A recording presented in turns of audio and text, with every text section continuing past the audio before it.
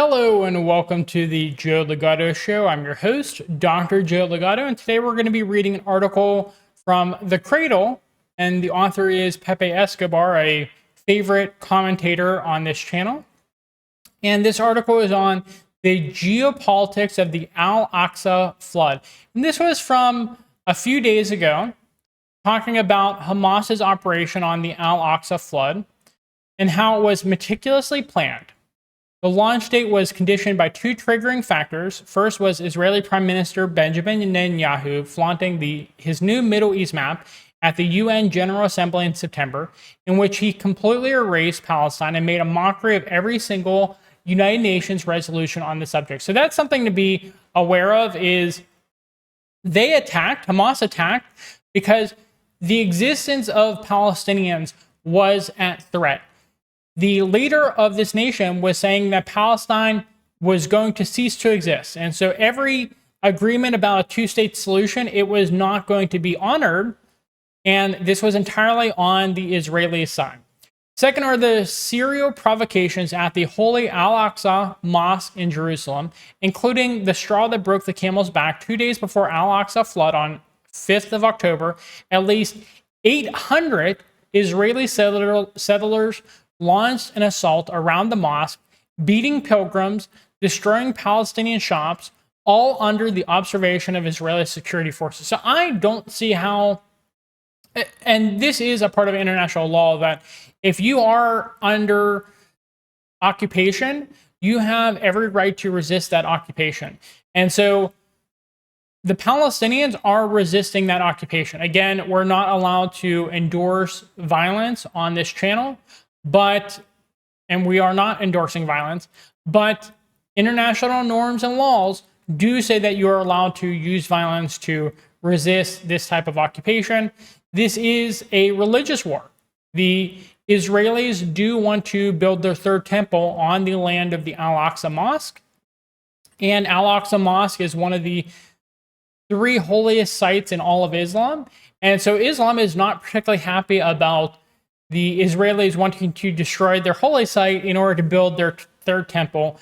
And under Christianity, which also has a role to play in this, the third Abrahamic religion, the building of the third temple will bring about the Antichrist, and then the Antichrist's arrival will bring about Jesus Christ. And so this is a huge religious conflict, and you see Christians coming out on both sides. The golems are coming out on the side of Israel, and the Orthodox Christians and anyone in Catholicism and Protestantism that is not a golem is coming out on the side of Palestine here, and the side of Islam, who at the very least considers Jesus Christ to be a prophet, whereas in modern Judaism, they consider Jesus Christ to be a false prophet, a false Messiah who is burning in a vat of boiling feces. And so that is the side that the American golems are taking. And we see that Palestine had a very understandable reaction to these events occurring within their nation and the soon-to-be erasure of their nation that Netanyahu was talking about. Everyone with a functioning brain knows Al-Aqsa is a definitive red line, not just for Palestinians, but also for the entire Arab and Muslim world. And you're seeing that right now. This is the closest in my lifetime by far that we've been to World War III. Things like 9/11 was a war between the United States and certain Islamic factions, but it was not anything like that in my lifetime. And I would even go so far as to say that things like the Cuban Missile Crisis, sure, that would have led to a very fast end if we went to a nuclear war, but that I would really not consider World War III because things would have ended very quickly. Whereas if you have a web of alliances where some people get roped in because other people are already involved in the conflict, that's what I would consider a world war. You just have everyone ending because nukes are dropped. That's not a world war. I don't view it as that. But if you have, say, Russia, China, the entire Islamic world competing against the United States, the various Anglo-Saxon nations, and then Zionist Israel, and then to a certain extent continental Europe, then that's a world war. You have essentially every nation in the world, the BRICS multipolar bloc versus the NATO bloc. That would be what I consider a world war. And I don't think that's happened since, World War II, really. Nothing similar to that. The Cuban Missile Crisis was not to that extent, but we are almost there. We are a few minutes from that happening or potentially happening. And right now, you're not seeing the de-escalation necessary to bring the situation back from that. In fact, the West, I've commented on this, but the United States has specifically told their diplomats to not talk about calming things down, not talk about avoiding bloodshed, not talk about de-escalation. And so you have one side that is very, very, very much looking forward to World War III happening. And when you think about World Wars I and II, it all came down to, you can say, very minor conflicts getting a ton of different nations involved. You had the assassination in World War I that led to the various sides of World War I, and then you have really things related to like the Rhineland, various potential atrocities Germany said were being committed against Germanic people within places like Poland, leading to World War II. And right now, you're seeing another small slice of land in the Middle East, the Holy Land for the Abrahamic faiths, that might lead to World War III. And I can't emphasize enough how concerned you should be and how concerned I am about this situation. It gets worse. Israelis have now invoked the rhetoric of a Pearl Harbor. This is as threatening as it gets. The original Pearl Harbor was the American excuse to enter a world war and nuke Japan, and the Pearl Harbor may be Tel Aviv's justification to launch the Gaza genocide. Okay, so my original thought on this conflict was Hamas had to have help from a major power such as Russia or China. I've backtracked on that because the more I've studied Israeli security, the more I've realized that even with help from a major power, there is no way, whether they got training, whether they got equipment, there is absolutely no way. Even if they were using satellite phones and their information could not be wiretapped, I will emphasize this again, there is no way for Hamas to have conducted this attack without Israel knowing. Flat out. We know that the Egyptians warned them. We know that the Americans warned them. We know that things like satellite footage, various surveillance equipment, drones would have shown the mobilization of troops. And so having 6+ hours of thousands of Hamas fighters and allied fighters fighting against gaining territory within Israel, that simply could not have happened due to either extreme help because of a major faction supporting Hamas, and that also could not have happened due to Israeli incompetence. That literally, thing is, people think that when you say incompetence, that means that that's the simplest solution. Oh, everyone's just incompetent. But for that level of incompetence across every domain of Israeli security, it's simply impossible. Someone in the highest positions within Israel had to, and I'm saying this with the highest degree of confidence I can say, so I'll say it at 99% degree confidence, they had to have shut down security to a large extent, moved away certain security forces in order to allow that attack, which I believe they allowed because they wanted to have a reaction to that attack. Now, here's where incompetence probably did play a role, which is I do not think Israel expected the attack to be so successful or Hamas to go so far into Israel. I think they expected Hamas to make slight gains in Israel, and that would spook the Israeli population into unifying behind Netanyahu. What ended up happening was Hamas just kept pushing for as long as they could push. And so when you have, and this is the entire reason you have like a border, you have border walls, you have your troops trained to protect that area, is because once that line is broken, it's actually really hard to adjust and adapt to figure out where to go, because you do have the fog of war situation. And so I am of the opinion, with the highest degree of confidence possible, that there is simply no way. I've listened to people who have been in Israel, who know the situation in Israel. There's simply no way for Hamas to have gone that far unless they were initially allowed in and they took advantage of the fact that they had made more gains than they were expecting. And so I think this was Netanyahu's attempt to bring back his society, because people really were trying to overthrow him. There was the possibility of an Israeli civil war, just given how much people disliked Netanyahu and the fact that he was changing up the judicial branch. And so he was hoping that they could put together another 9/11 event, which I'm not going to get into who was originally behind 9/11. You can always look up World Trade Center Building 7 to understand that issue further. But 9/11 was a huge galvanizing force for the West in order to rally people against the Muslim nations of the world. And he was hoping that a similar situation would occur with the Hamas situation. I think it would have, to a much larger extent, if Hamas didn't make as much territorial gain as they did. And so while they, I believe, let in Hamas, I don't think they were expecting the amount of gain Hamas would have, the amount of territorial gain Hamas would have within a few hours, and the difficulty of coordinating a response when you don't have a clear border that you have people guarding. So that's where I'm going to leave that. I don't want to talk about this any further. It's a conspiracy that I believe makes the most sense, and things like incompetence just would not make sense to this extent, because you'd have to have so many layers of incompetence that you would notice some of this incompetence beforehand. It wouldn't all just occur all at once. That's not the simple, least complex solution that people tend to think it is. Okay, so sections of the West applauding the upcoming ethnic cleansing, including Zionists posing as analysts saying out loud that the population transfers that began in 1948 must be completed, believe that the massive weaponry and massive media coverage, that they can turn things around in short shrift, annihilate the Palestinian resistance, and leave Hamas allies like Hezbollah and Iran weakened.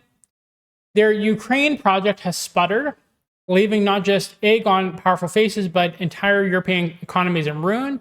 Yeah, we're seeing that across the board, that Europe is really collapsing to a very large extent. Yet as one door closes, another one opens.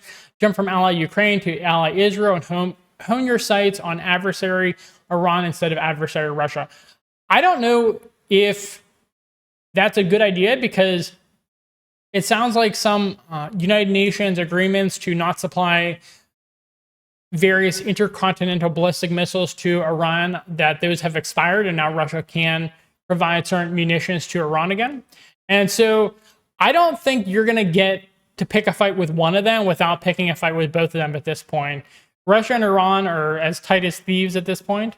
There are other good reasons to go all guns blazing. A peaceful West Asia means Syria reconstruction, in which China is now officially involved, active redevelopment for Iraq and Lebanon, Iran, and Saudi Arabia as part of BRICS 11. The Russia-China strategic partnership, fully respecting and interacting with all regional players, including key U.S. allies in the Persian Gulf. The United States has really lost all of their Islamic allies from this conflict. Egypt is not in favor of what's happening in Palestine.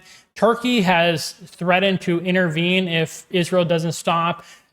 The Islamic world is looking for which of their major players is going to have a strong Muslim leader to fight against this issue, fight against this situation. And don't doubt the fact that people do want recognition from the masses. Leaders do want that recognition. Sure, in some cases they may be corrupt, they may be unethical, things like that, but people typically do want to be well recognized. They want to leave a legacy in history. And so there are various Islamic world leaders right now who are saying, should I be the one that starts this? Should I be the one that intervenes?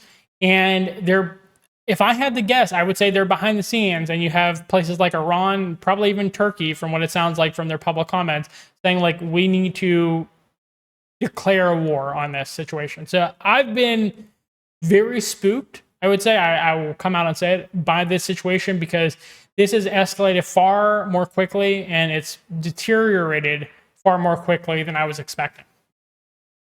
Okay, so we see here incompetence, willful strategy, or both. That brings us to the cost of launching this new war on terror. The propaganda is in full swing for Netanyahu in Tel Aviv. Hamas is ISIS, which makes no sense. They were both against the Syrian government, but Hamas and ISIS have been in conflict with each other ISIS murdering Hamas members, Hamas arresting ISIS supporters. For Zelensky and Kyiv, Hamas is Russia. That makes no sense either. Over one October weekend, the war in Ukraine was completely forgotten by Western mainstream media. Yeah, I don't know what's going to happen in Ukraine at this point, because Ukraine is just not going to be able to get the resources it needs if those resources are pivoting towards Israel. And to put it bluntly, even though both Ukraine and Israel are Zionist-controlled countries, there's no way that United States would choose Ukraine over Israel. Sorry, that's just not going to happen. And so I don't know what United States can do. They can try to provide equipment, try to provide funding, resources for both countries, but United States is declining so fast. I don't know if they're really going to want to do that. They're probably going to just shift their focus, shift their resources to Israel instead of Ukraine. So just say goodbye to Ukraine as a functioning nation in any way, shape, or form. They've been completely funded by the West up until this point, and that's just simply not going to be able to happen going forward. Egyptian intel claims it warned Tel Aviv about an imminent attack from Hamas.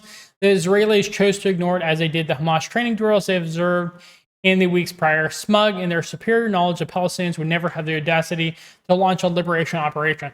I don't believe that. I'm going to disagree with Pepe Escobar here. I think they wanted the attack to occur, not to this extent, not to this severity, but they wanted this attack to occur to rally Israelis around Netanyahu. It did not work because the attack was too severe. Whatever happens next, Al-Aqsa Flood has already irretrievably shattered the hefty pop mythology around the invincibility of Asal, Mossad, Shin Bet, Merkava, Tank, Iron Dome, and the Israeli Defense Forces. So again, for this operation to be as successful as it has been, all of those groups, not just individual people, all of those groups had to be completely incompetent, had to completely not pay attention to what's going on. It's not as simple of an explanation as people think it is. You would have to believe in so much incompetence that there would not be enough people functioning to have an actual nation state anymore, which is obviously not the case when it comes to Israel. Despite my gripes, despite my disagreements with Israel, they're obviously a highly functioning nation, highly competent nation. Even as it ditched electronic communication, Hamas profited from the glaring collapse of Israel's multi-billion-dollar electronic systems, monitoring the most surveilled border on the planet. Yeah, a multi-billion-dollar electronic system just all collapsed all at once. Yeah, that's not believable at all.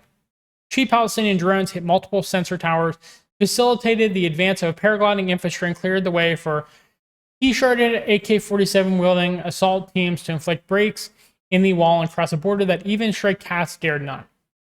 Israel inevitably turned to battering the Gaza Strip, an encircled cage of 365 square kilometers. Wow, that's not as big as I thought it was. With 2.3 million people, the indiscriminate bombing. Okay, so yeah, they have a ton of bombing. We're going to skip that. Yoav Golan proclaimed a complete siege on the Gaza Strip. There will be no electricity, no food, no fuel. Everything is closed. We're fighting human animals and we'll act accordingly. That's a horrific statement. It's against international law. This person should be tried in court for war crimes, just inhumane treatment. Imagine something like, I think Muhammad Hijab, I think his name is. He talked about this, where imagine if the IRA bombed a place, like bombed Parliament in the United Kingdom, and the United Kingdom's response was to not allow food, water, electricity into like Glasgow or something like that, and would carpet bomb the entire area. Like, you would obviously not allow that within a major Irish city. You would not say that it's acceptable to withhold food and water from the entire city because some IRA members bombed Parliament. But that is essentially the situation that is occurring right now, where Hamas invaded some territory, and in response, you're having over 1 million children go without food and go without water. Like, it's completely inhumane. I don't personally understand how the golems in the West accept that. I mean, maybe they just are not seeing the pictures of the Christian hospital bombing and things like that that are going on, but that's the current situation. The Israelis can merely engage in collective punishment because with 3 guaranteed UNSC vetoes in their back pocket, they know they can get away with it. So they're talking about the United Kingdom, France, and the United States. It doesn't matter that Haaretz, Israel's most respected newspaper, straight out concedes that actually the Israeli government is solely responsible for what happened at Al-Aqsa Flood, for denying the rights of Palestinians. I completely agree with that as well, obviously. The Israelis are nothing if not consistent. Back in 2007, Israel would be happy if Hamas took over Gaza because Israeli Defense Force could then deal with Gaza's hostile state. Okay, so that's exactly what you're saying. And so if you if you decouple this situation and say, well, they're only doing this because Hamas is in Gaza. Well, look at what they're doing in the West Bank. They're murdering people nonstop in the West Bank. They're taking territory in the West Bank, and Hamas isn't in the West Bank. And so it's ridiculous to say that they're doing this because of Hamas, because they're doing this to Palestinians who are not even in the same vicinity as Hamas. Ukraine funnels weapons to Palestinians. Only 1 year ago, the sweaty sweatshirt comedian in Kyiv was talking about turning Ukraine into a big Israel and was duly applauded by a bunch of Atlantic Council bots. So calling it big Israel, he's Jewish. A lot of the major leaders of Ukraine are Jewish. The oligarch Igor Kolomoisky, who got him elected, again, Zionist. So just remember that, calling this big Israel, you have people getting into power and taking over the nation like that and calling it another nation. Like, imagine if completely hypothetical situation, imagine if I somehow got elected to Philippines, leadership in Philippines, and I called Philippines like America, like a part of America. I said it was going to be a part of America. You just can't do that. It's not an ethical thing to do. And that's essentially what Zelensky was doing in Ukraine. Well, it turned out quite differently. As an old school deep state source just informed me, Ukraine earmarked weapons are ending up in the hands of the Palestinians. The question is, which country is paying for it?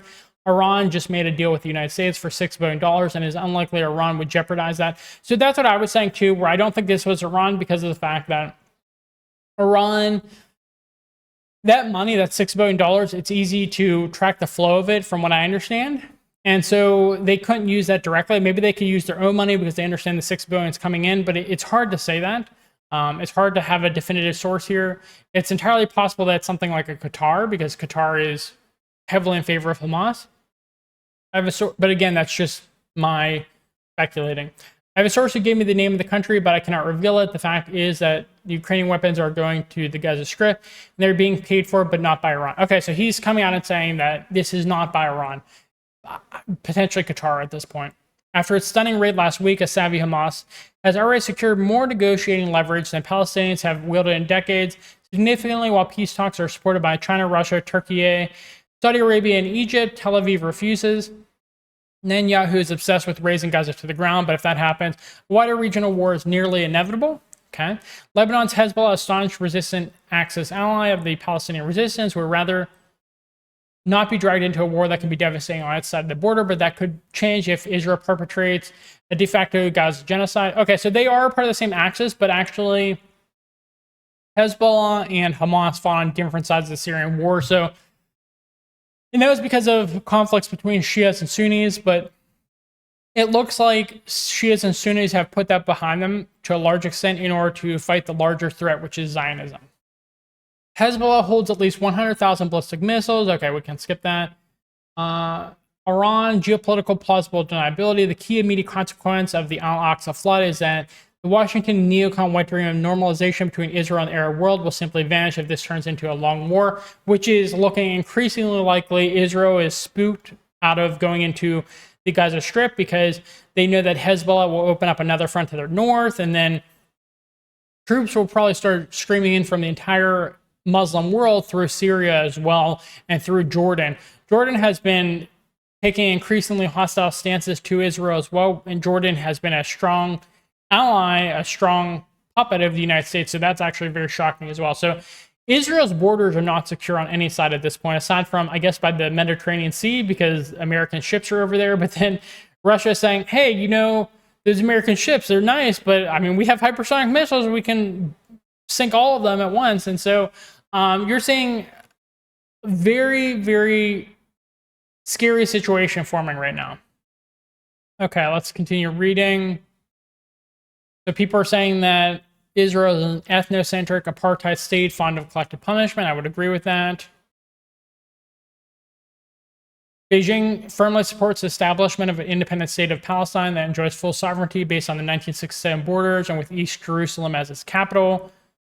Okay, China supports Palestine in becoming a full member of the United Nations. So we're seeing that that line is being taken by the entire multipolar bloc at this point, aside from India, which is that need a two-state solution with 1967 borders. Iran's strategy is way more ambitious, offering strategic advice to West Asian resistance movements from the Levant to the Persian Gulf. Iran has been, they're another one of those nations that is fighting way above its weight class right now. They're doing so much with so few resources that the Persian people are just so impressive in terms of their fight against the demonic forces of the West right now. Grandmaster Iran, yeah, with the chessboard, they're doing so much. Okay, so the pieces in chessboard were carefully positioned by none other than the late Quds Force commander, the Islamic Revolutionary Guard, General Soleimani, a once-in-a-lifetime military genius. Peace be upon him. He was assassinated in a third country by the United States, which is horrific. It's against all international norms and laws, which is that if you have someone who's on a diplomatic mission in another country, you do not assassinate them. That's just not how you do it.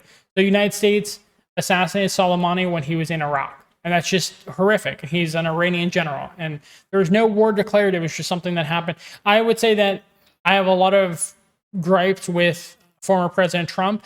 That was the most horrific for me, was that assassination, because countries around the world are watching this and they understand that this is America's diplomatic reputation just going in the toilet, just declining completely. Russia and Iran are already smashing U.S. designs in the Caspian via the International North-South Transportation Corridor. I've been hearing more and more about this, which is interesting, so I need to study this topic more.